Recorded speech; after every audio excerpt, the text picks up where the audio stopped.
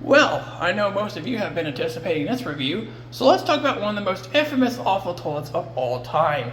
This is the Kohler Highcrest toilet, a toilet that's been made since 1998 and made up until circa 2018, when it was pretty much replaced with the Wellcomme and Highcliff Ultra toilets.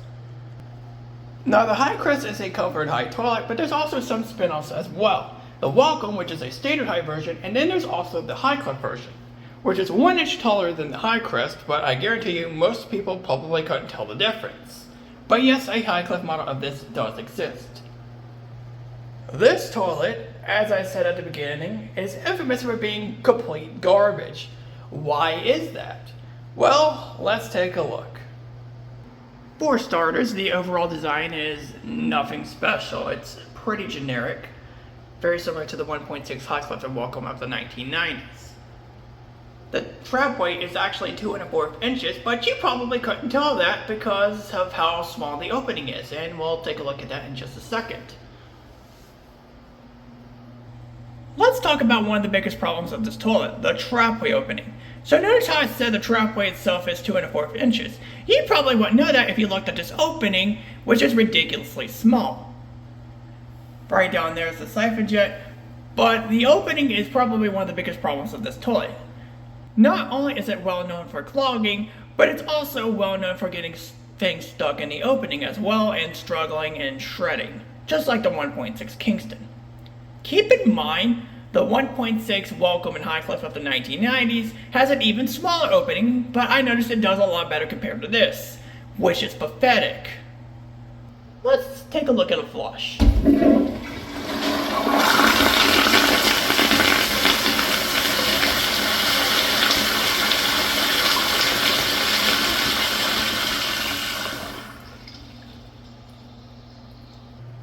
The flush is nothing special. It's a pretty standard straight down flush, although on higher pressure it can swirl, which means this thing does have angled rim jets.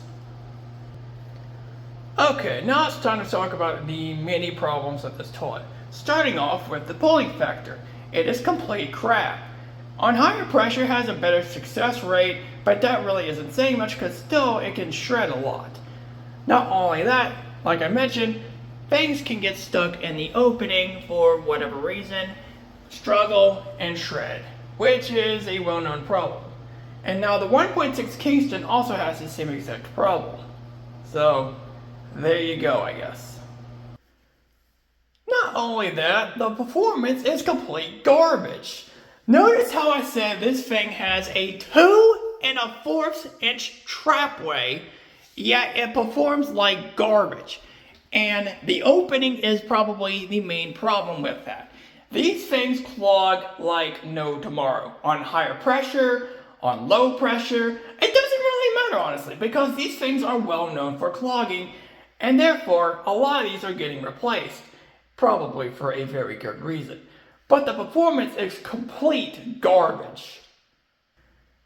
You know what's even more sad? The 1.6 Wellcomme and Highcliff from the 1990s, technically speaking, perform a lot better than the Kohler Highcrest. And keep in mind, the opening is even smaller. How is that physically possible? Now let's take a look at Bohrens.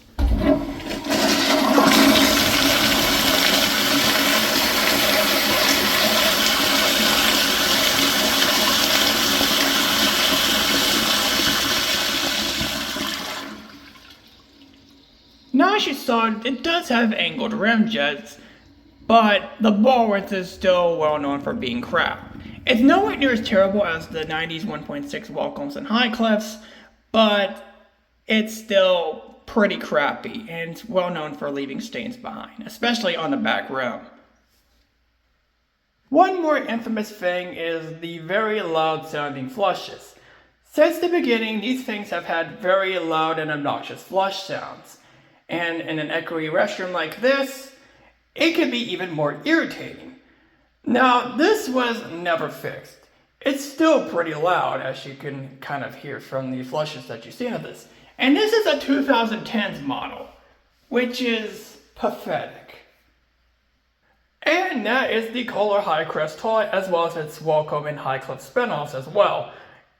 Definitely among one of the worst commercial toilets ever made, and no one can argue otherwise. This thing has so many problems and so many design flaws, it's not even funny. From the clogging problems, to the ball rinse, to the pulling factor, there is not one good thing about this toilet at all. It just gets worse and worse. But let's grade this infamous pile of garbage. Beginning with the overall design of the Kohler Highcrest, it is painfully generic, and it gets a 4. I don't think I need to say anything else about it. I mean, just look at it. To the shock of no one, the quality control is absolute crap. From the clogging issues, to the pulling factor, to the ball rinse. We'll eventually cover them when we get to them, but the quality control is easily a 3. Consistency is the only thing this toilet does good, because the design is pretty consistent and rarely do you see a crooked one. So I have to give it an 8. Congratulations! This is the highest score that this thing is getting. It's all downhill from here. You take a look at the trapway, and then you take into the fact that this thing has 2 1/4 inch trapway, which sounds good on paper. Then you get to the trapway opening, and it just all falls flat. And unfortunately, this is not the first time Kohler has done this, nor will it probably be the last time either. Keep in mind the 90s 1.6 Wellcomme and Highcliff are in the same boat as the Highcrest. However, unlike the Highcrest, somehow the Wellcomme and Highcliff of the 90s seem to hold up slightly better than this. I don't know how that's possible, but that's just how it is. Safe to say the trapway easily gets a 3. The flush really isn't anything too spectacular. It does swirl on higher pressures, but that's about it. Minus the fact that these things can blow your ears out, the flush gets a 5. The pulling factor is complete crap. What a shock. This has a different problem compared to the 1.6 Kingston. While that balls up in the trapway and struggles, the main problem with the Highcrest is that it gets caught in the opening and gets stuck most of the time. So in general, these things struggle and shred like crazy. Unfortunately, higher pressure isn't always going to save these though, so because of that, this thing gets a 3. I don't think I need to tell you how much these things suck at performance. I can easily tell you why that is. The trapway opening. Somehow this really isn't much of a problem with the 1.6 Wellcomme and Highcliff of the 1990s, but it is a common problem with these. Safe to say the performance is garbage. It gets a 2. While technically speaking, the ball rinse is better than the 1.6 Highcliff and Wellcomme in the 1990s, the ball rinse is still crap. Yes, it has angled rim jets, but this thing has the weird 1.6 Madeira effect, where it looks like it has good ball rinse, but it's applied so poorly that the ball rinse is complete crap, leaving stains everywhere, especially on the back. So, in return, this thing gets a 3. Safe to say the survivability is pretty crappy due to all the problems I've mentioned, so big shock that it scores a 3. Now let's talk about the overall value of this toilet. I mean, don't get me wrong guys, this is truly the toilet of all time. Easily the most amazing thing I've ever seen, with no design flaws whatsoever. The trapway is 2 1/4 inches, which sounds very impressive for modern standards. Never mind the opening that causes it to clog every so often. Let's also ignore the fact that this thing has an ear-piercingly loud flush, crappy ball rinse, and most of the time gets outperformed by its 90s predecessor of the Wellcomme and Highcliff. Never mind all that, this thing is truly amazing. Okay, I can't keep this act up, this is so stupid. Safe to say this thing is garbage. There is not one redeeming factor I can think about for this toilet. Everything about this toilet sucks. The pull, the performance, the ball rinse, the quality, everything about it pretty much sucks for the most part. This thing has so many flaws, it's not even funny. Why did Kohler think this was a good toilet to run for 20 years? I will never know. But this thing scores a 2 in value. The final score of the Kohler Highcrest toilet, as well as his Wellcomme and Highcliff spinoffs, is a 36 out of 100. This is easily among one of the worst commercial toilets of all time. This thing is riddled with flaws and garbage qualities that it's not even funny. And the fact that this thing was never fixed or redesigned in its 20-year lifespan is just pathetic.